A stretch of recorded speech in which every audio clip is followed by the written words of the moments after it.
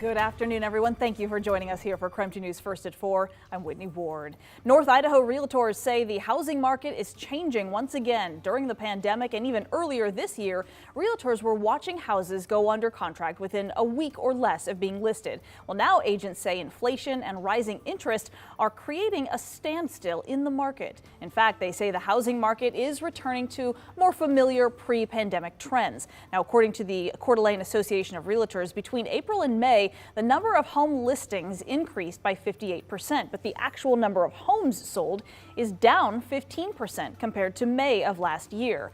Kelly Hanna has been a North Idaho realtor for 7 years. She says buyers are starting to lose their power a bit as interest rates continue to climb.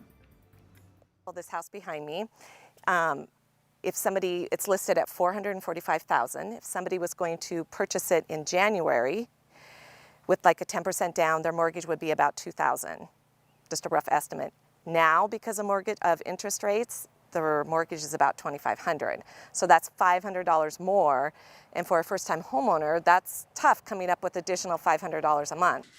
On the flip side, though, she says sellers are also struggling with the change. Previous market trends have some sellers wanting to price their homes for more. And she says looking at housing data today, she saw over 100 price changes. She says sellers need to continue to adjust to the reality of the current market if they want to close on their homes.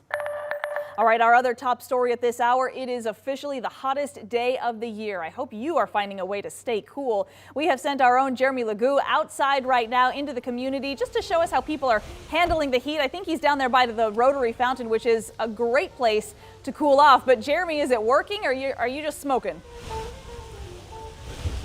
I am burning up as we speak. But Whitney, the real question is, how appropriate is it for me to go run into the fountain with everyone else? Because I'm a little jealous. Not only is it hot, we have temperatures in the low 90s here in downtown, near 90 out at the airport. I've got my handy dandy little thermometer. And if I just go ahead and shoot the ground where I'm standing right here, 133 degrees. And that is on the lighter color cement. I shoot the darker color cement, we are at 141 degrees. So quite a bit of difference just depending on what you're stepping on. But either way, 130 degrees is hot enough that I'm starting to feel some of the heat through my shoes. And we're not even at the warmest part of the day, so let's dive in. Temperatures sit pretty close to 90 here in Spokane. Officially, you head downtown, it is a bit warmer. We do have heat advisories in place for South Central Washington, North Central Oregon. Those spread through to the Lewis and Clark Valley, even into Lewiston, Idaho. And that is for temperatures approaching, if not in the triple digits this afternoon. Those will expire at 9 p.m. tonight, and right now, temperatures are close to 100 across much of central Washington. It is a hot one. There is no two ways about it. It is that kind of warm. As we head into the evening, I've got bad news. Normally I talk about how quickly we cool off once the sun goes down, but incoming cloud cover looks to keep us warm overnight.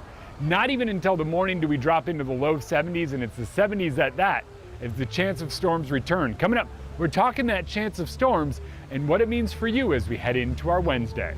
All right, sounds good, Jeremy. And by the way, thank you for doing the temperature there on the asphalt and the concrete, because that is so telling. It's very deceiving. You wouldn't necessarily know, and that's kind of what we're talking about here next, because as things heat up, please don't forget about your pets. Make sure they are staying hydrated. Never leave them in a closed vehicle. And remember that concrete, the asphalt, it can be very painful on their paws. So keep them on the grass if you're out for a walk, or wait until the main heat of the day has passed. 77 degrees in the air makes it about 125 on the pavement. Obviously, you just saw Jeremy saying it was 140 on the darker pavement out there downtown right now, and it can cause burns. In fact, if you press your hand firmly up against the pavement for 7 seconds, then you will get a good indication of what your pet will feel as they are walking around. So keep that in mind. In other news, our Boomtown series continues tonight as rising housing costs are impacting pet owners. Local animal shelters say people are surrendering some of their pets because of housing costs. And now some Spokane animal shelters like Spokane are at their max capacity. In fact, they have been for several months. So Spokane right now says people are struggling to find affordable housing with enough space for their pets, especially if they have larger dogs. Dory Peck is the executive director at Spokane. She says the shelter really needs help right now finding the forever homes for all of these animals. We are seeing the large dogs surrendered because people just can't take them to move in with family or friends, or to move to other parts of the country. It's really hard to travel with the large dogs. So we're seeing a large influx of large. She says that smaller animals and cats are often adopted much faster. The large dogs do take a little longer to get adopted because they do require greater care. If you're not in a place to adopt an animal, you could still help by fostering or donating animal food.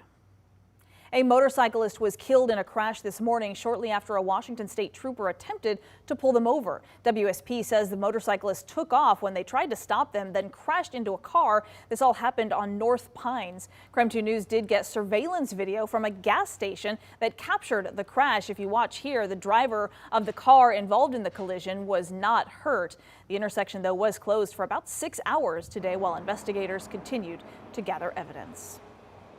The House Select Committee investigating the January 6th Capitol attack has now held its 7th public hearing today. Lawmakers examined whether former President Donald Trump helped mobilize extremist groups like the Proud Boys and the Oath Keepers. On that day, Skylar Henry reports tonight from Capitol Hill.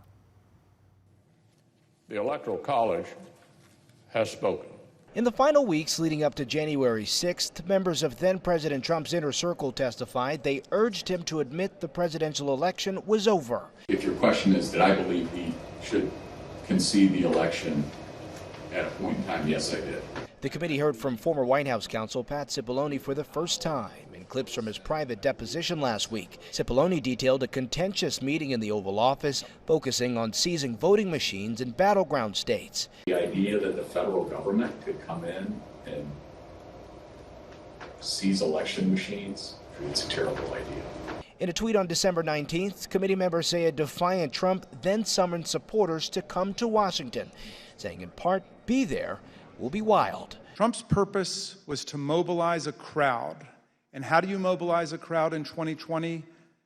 With millions of followers on Twitter. House committee members say President Trump lit the flame, igniting the January 6th riot, galvanizing radical groups who showed up that day with body armor, bear spray, and even bats. Donald Trump is calling on his supporters to descend on Washington, D.C. He is now calling on we the people to take action. Former Oath Keepers spokesperson Jason Van Tatenhove addressed the committee. This could have been the spark that started a new civil war, and no one would have won there. As did a rioter, Stephen Ayers, who pleaded guilty to illegally entering the Capitol. The president, got everybody riled up, told everybody to head on down. So we basically were just following what he said. Court documents show Ayers suggested civil war will ensue if former President Trump didn't remain in the White House.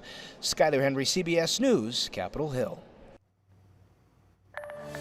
Well, as the battle over abortion rights continues, alternative services like vasectomies are now seeing an increase. When we come back, the data behind this procedure and the recent daily increase doctors are already seeing. And still to come at 4:30, an announcement from the current Spokane County Sheriff shedding light on his reasons for retiring at the end of this year. We're back after a quick break.